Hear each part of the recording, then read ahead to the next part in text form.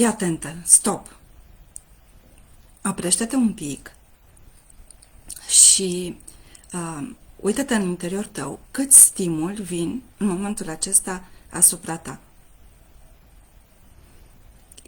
Ești aici în live sau vezi înregistrarea odată, deci ești atentă la asta și uită-te câți alți stimuli mai vin peste tine în momentul acesta. Poate ți poftă de țigară, că nu ți-ai fumat țigara, poate ți poftă de cafea sau poate tocmai ai terminat cafeaua și încă mai ești cu gândul la ea și la cum a fost. Poate ți este foame, poate ți este încă somn, poate ești obosită după tura de noapte sau după petrecerea la care ai fost azi noapte, sau te gândești la ce urmează să faci astăzi și ești super încântată și în același timp vrei să vezi înregistrarea sau stai în live, dar te gândești și la ce urmează să faci după aceea și să te bucuri de momentul respectiv. Poate te scapă la baie și zici, stai că mă uit la live și pe urmă mă duc, sau stai că văd înregistrarea și pe urmă mă duc. Toate acestea sunt stimuli care acționează asupra noastră în permanență, acționează asupra ta în permanență. Și tu singură decizi în mulțimea asta de stimuli la care să te uiți un pic mai mult, la care să-i acorzi atenție în momentul acesta și nu un pic mai târziu.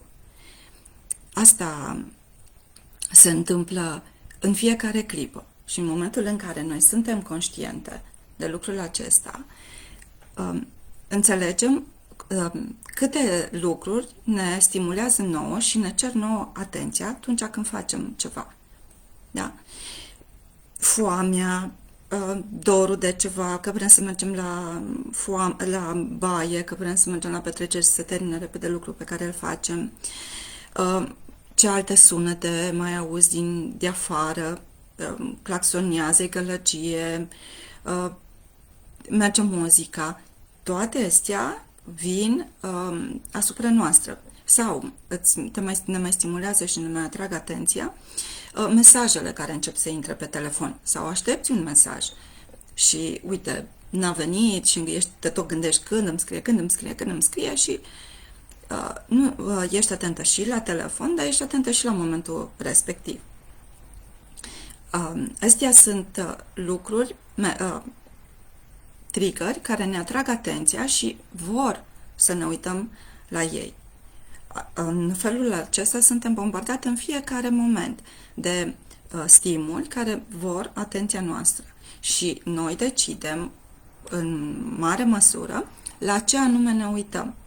Doar că în momentul în care suntem conștiente că atunci când suntem atente la ceva, avem și alt stimul care ne bombardează și ne atrag atenția, atunci conștientizăm că nouă ne scade nivelul de atenție.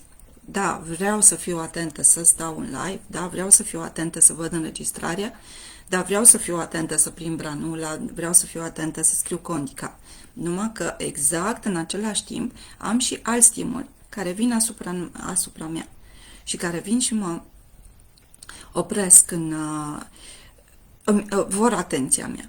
Și în momentul în care înțeleg lucrul acesta, atunci știu cum să fac să fiu și mai atentă și să nu mai pun presiune pe mine că asta e situația, dar și să înțeleg că dintr-un anumit punct de vedere nu pot să fiu mai atentă, pentru că felul în care funcționează creierul meu nu mă poate ajuta să fiu perfect, așa cum de fapt cer. Că punem presiune pe noi și cerem de la noi să fim perfecte, să nu greșim, să prindem vena din prima, să auzim tot ce ni se spune, să fim atente la tot ce ni se spune. Dar de foarte multe ori nu se poate în realitate lucrul acesta, pentru că felul în care noi suntem atente la un lucru, dar în același timp suntem bombardați și de alți stimuli care ne vor atenția și felul în care creierul nostru vede lucrurile și ia decizia este foarte unic și năzdrăvan. Și atunci lucrul ăsta ne face să credem că greșim sau că nu suntem suficient de atente și să ne certăm pe noi și să punem presiune pe noi. Lucru care ne face rău pentru că, de fapt, din punct de vedere fizic, creierul nostru nu este construit să poată să putem fi atente și să facem, să luăm deciziile corecte și perfecte de fiecare dată. Luăm decizii corecte și foarte bune în majoritatea timpului, dar sunt momente în care nu luăm decizii corecte, pentru că așa funcționează creierul nostru. El așa este construit. Ați făcut exercițiu din postare, cel cu poza?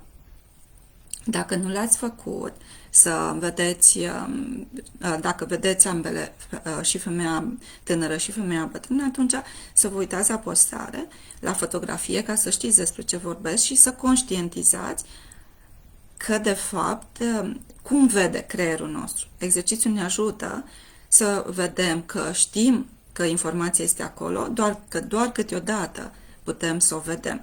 O caută indiciile și după aceea recunoaștem imaginea. Deci nu este că am văzut-o și gata, este un singur lucru acolo. Nu, lucrurile sunt un pic mai complexe și pentru că așa funcționează creierul, așa este făcut.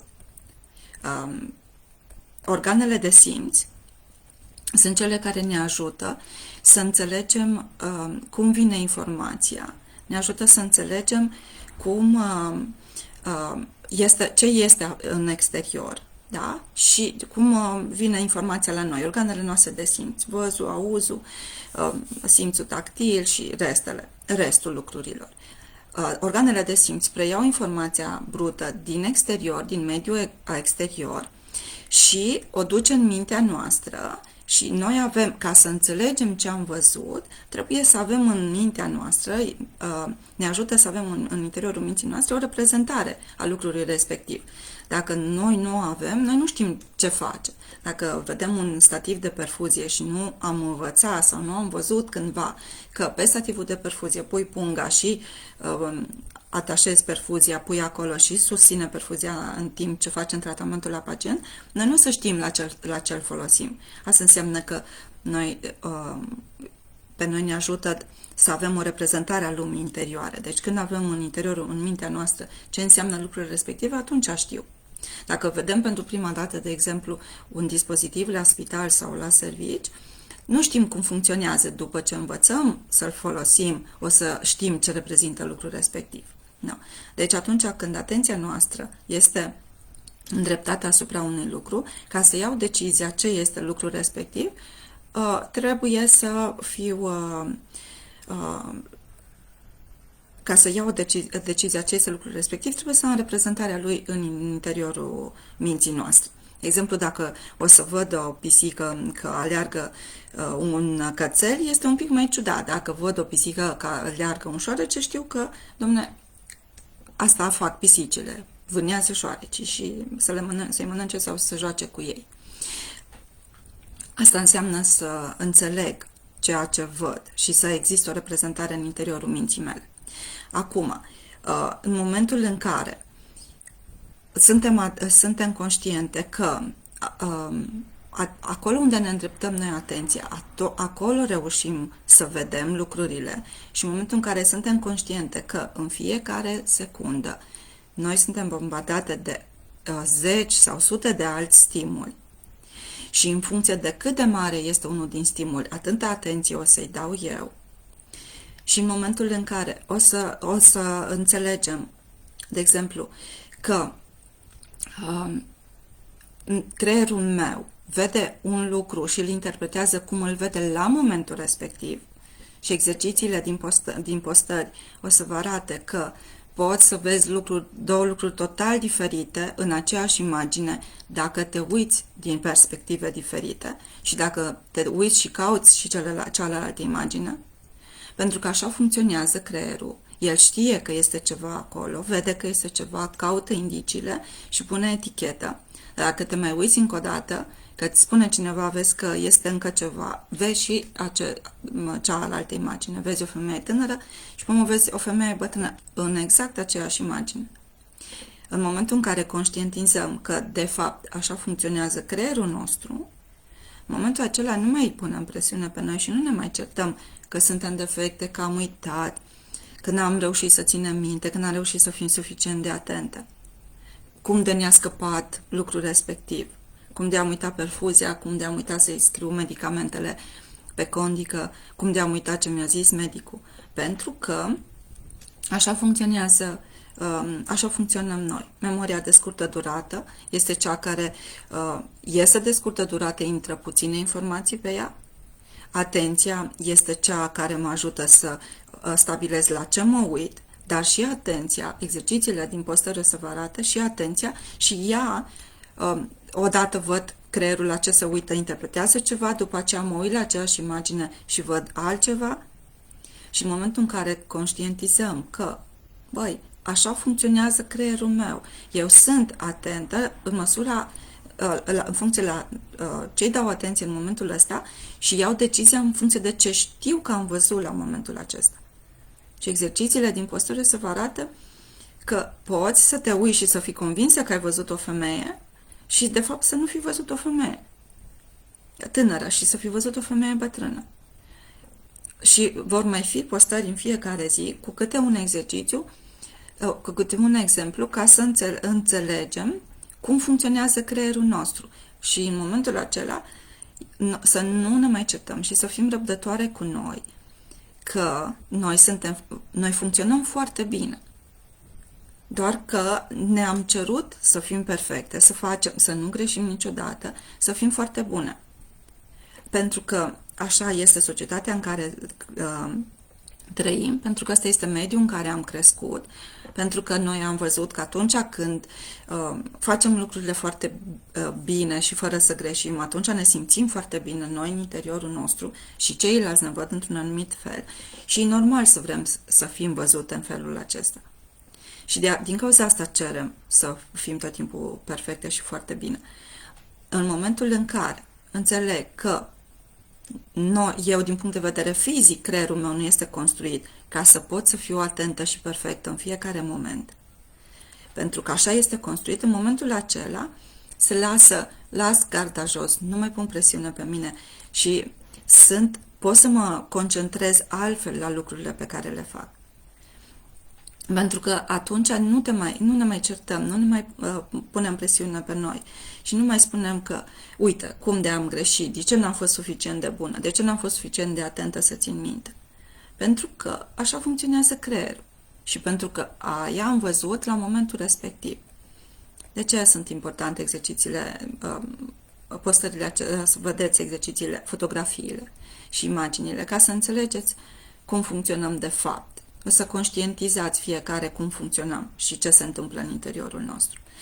Pentru că în momentul în care conștientizăm că ce credeam noi că sunt limitele noastre, că nu suntem suficient de bune, că nu avem atenția suficient de antrenată, că nu avem memoria suficient de antrenată, în momentul în care înțelegem că nu are legătură cu antrenamentul nostru, ci că așa suntem construite, în momentul acela nu ne mai cerem perfecțiune și atunci înțelegem că deciziile pe care le-am luat în funcție de ce am crezut că am văzut la momentul respectiv. Și în momentul în care noi știm că așa funcționează creierul și ia decizii năzdrăvane, pentru că asta face creierul nostru. Interpretează lumea în funcție de felul în care vede la momentul respectiv și exercițiile să vă arate cum se întâmplă asta, atunci, dacă suntem conștiente de felul în care vede creierul nostru, atunci ne ajutăm mult mai mult. Începem să învățăm să ne reglăm atenția, nu punem presiune și știm că trebuie să mă mai uit încă o dată, că pot să mă mai uit încă o dată la lucrul respectiv, să văd dacă am văzut bine, că pot să mă mai uit încă o dată, să văd dacă este ceea ce am crezut prima dată, pentru că pot să văd din altă perspectivă, exercițiile ne arată că putem vedea altceva, nu înseamnă că nu m-am uitat bine prima dată, înseamnă că așa funcționează creierul meu. În momentul în care mă uit pe un lucru, văd un lucru, în momentul în care mă uit din altă perspectivă la același lucru, o să văd altceva. În momentul în care învățăm să verificăm de mai multe ori ceea ce facem și nu pentru că noi suntem defecte, ci pentru că așa funcționează creierul nostru, atunci înțelegem nu ne mai certăm și nu mai credem că suntem defecte și nu mai există vocea aia în interiorul nostru. Da, că uite-te, tot nu ești atentă, da, că uite-te, trebuie să faci lucrurile perfect, trebuie să fii foarte bun în tot ce faci. Și nu mai punem presiune, pentru că, de fapt, noi suntem vigilente, suntem atente, suntem concentrate la ceea ce facem și faptul că noi vedem, de când ne uităm la un lucru, mai multe îl putem vedea ca și lucru diferit, este pentru că așa funcționează creierul. Dacă n-ai făcut exercițiu cu fotografia, să identifici femeia tânără și femeia bătrână în aceeași fotografie, în aceeași imagine, atunci te rog să-l faci. Bine? Pe urmă, ne ajută să vedem totul mult mai relaxat, pentru că așa funcționează creierul nostru, așa funcționează mecanismele noastre de percepție a informației, așa le procesăm atenția, așa procesăm localizarea, așa procesăm recunoașterea. La fiecare live o să discutăm despre fiecare din mecanismele acestea, ca să înțelegem cum ia creierul nostru o decizie. Și atunci nu greșim noi că nu suntem suficient de concentrate. Așa funcționăm noi, așa funcționează creierul. Și în momentul în care înțelegem lucrurile astea, ne uităm la tot ce apare în viața noastră mult mai relaxate, fără stres. Da, există stresul și presiunea că există, noi acolo lucrăm, da, și este stres și presiune că trebuie să prinzi branula neapărat acum, trebuie să faci resuscitare și atunci clar că ești cu adrenalina la maxim și trebuie să fii concentrată, lucrezi sub stres și concentrată la resuscitare. Că fugi între două urgențe și amândouă sunt super importante, și cea de pe secție și cea la care te cheamă medicul, sau și cea la care lucrezi și cea la care te cheamă medicul, sau scrii condica, sau susții un pacient că este pe moarte și ești acolo lângă el, sau iei sânge la un copil care este supărat, sau indiferent ce faci. Toate lucrurile astea sunt specifice muncii noastre și lucrăm sub presiune și sub stres din cauza asta, pentru că vorbim de viața pacienților, de viața oamenilor și de sănătatea oamenilor din jurul nostru și asta ne aduce un nivel de stres. În momentul în care noi nu mai punem în plus în stresul acesta, nu mai punem și stresul că nu sunt suficient de bună, nu am fost suficient de atentă, nu am fost suficient de concentrat, de ce nu am răbdare cu mine, de ce nu ești suficient de calmă. În momentul în care îmi opresc vocea aceea, pentru că am înțeles, am început să conștientizez și să înțeleg că așa funcționează creierul meu. Asta e mecanismul lui de funcționare. În momentul acela sunt mai răbdătoare cu mine și nu mai pun presiune pe mine. Nu mai pun presiune pe lucrurile care se întâmplă. Înțelegeți? Sper să vă fie de ajutor. E greu tot ce vă povestesc.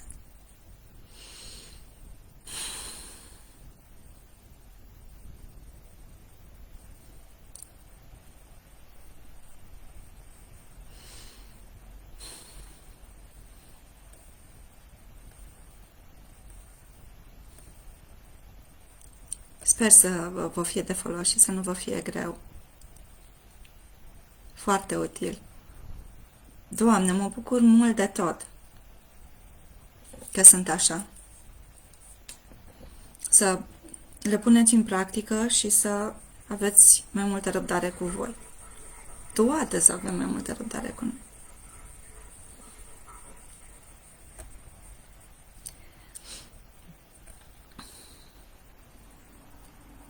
Și ultimul lucru, mă bucur foarte mult că vii sutile. Și ultimul lucru la care vreau să vă spun, tot legat de felul în care funcționează creierul nostru, să știți că există persoane care nu pot să fie concentrate doar la un singur doar pe un singur stimul și să inhibe ceilalți stimuli, ceilalți distractori se numesc. Pentru că așa este structurat creierul lor. Și în partea frontală a creierului ia decizia, în partea aceasta, ia decizia la ce stimuli să inhib și să nu îi bag în seamă și să nu fiu atentă la ei și la care stimul să fiu atentă și pe care să ignor. Dar sunt persoane care nu pot să facă, să ignore distractorii și pe persoanele respective, da, așa este construit creierul lor. Pe persoanele respective nu pot să inhibe distractorii, nu pot să inhibe toți stimulii care vin și atunci în fiecare moment reacționăm la câte ceva. Și tot așa suntem construiți, așa existăm noi. Bună dimineața! Bună dimineața, Mioara!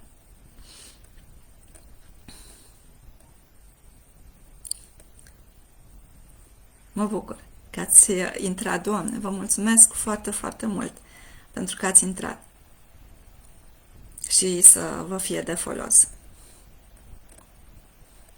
Am zis, pentru creierul care nu poate să inhibe distractorii, se fac niște jocuri și niște programe ca să îți exersezi creierul, zona respectivă, ca să poți să inhibi unii distractori, unii stimuli și să poți să fii concentrat doar pe unul singur. Nu. Cam asta e cu atenția noastră și cu ce ne face nouă și ce probleme ne poate crea. Da, probleme în ghilimele, de fapt, așa funcționează creierul nostru. Și așa ne ajută.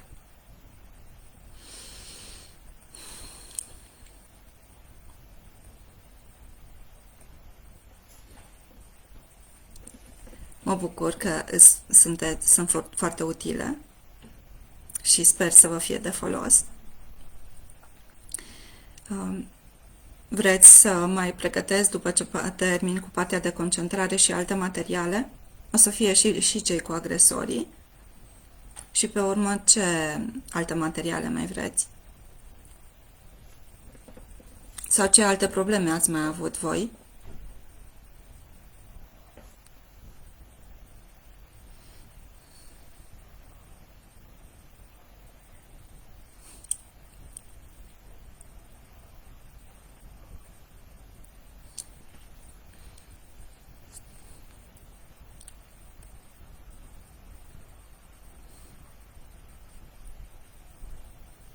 E ok. Mersi.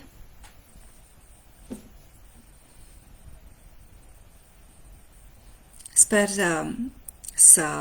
eu așa vă sugerez, să faceți exercițiile, toate cele cu desenele din fiecare postare, ca să conștientizați cum funcționează creierul de fapt. Și să vă aduceți aminte când faceți lucrurile respective. Și când lucrați și vă vine să vă certați că n-ați fost suficient de atente sau de ce n-ai văzut de prima dată, să vă duceți aminte din ce cauză n-ați văzut. Pentru că așa funcționează creierul. Și, memento, să vă dați recompensă pentru că ați conștientizat un lucru și pentru că ați făcut un lucru. Ați intrat la live, vă dați recompensă. Ați scris, ați vorbit pentru voi, v-ați dat recompensă. Dacă ați făcut exercițiu, vă dați recompensă și vă spuneți mulțumesc și apreciez că faci lucrul ăsta pentru tine. În momentul în care stai și conștientizezi și nu mai pui presiune pentru partea cu atenția, la fel să-ți spui mulțumesc pentru că ai făcut lucrul ăsta, te felicit și îți spui pe nume, te felicit Mihaela, te felicit Gabi, te felicit Mioara, fiecare, Alina, fiecare din voi vă felicitați pentru că ați observat lucrul ăsta și că sunteți atentă și știți că așa funcționează creierul vostru. Pentru că recompensele acestea o să vă aducă cea mai mare mulțumire și o să vă aducă cea mai mare energie în corp ca să faceți lucruri și să ai mai multă răbdare și să poți să fii mai concentrată, pentru că nu vezi că ai rezultate, vezi că faci lucruri și că ești în proces. Nu ești perfectă, nu suntem acolo unde vrem toate să ajungem, dar suntem pe drum. Și asta este cel mai important. Am pornit și suntem pe drumul acela. Veți în pumnii să vă aduceți aminte toate și să vă spuneți mulțumesc și să vă recompensați de fiecare dată pentru tot drumul pe care îl faceți.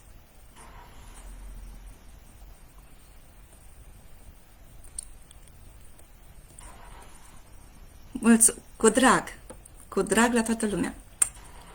Și vă țin pumnii să ajungă informația la voi așa cum aveți voi nevoie de ea. Și să-mi spuneți tot ce apare, că vă ajut. Cu ce știu eu și ce nu știu, întreb și eu la rândul meu. Bine? Cu drag. Ceau! La toată lumea.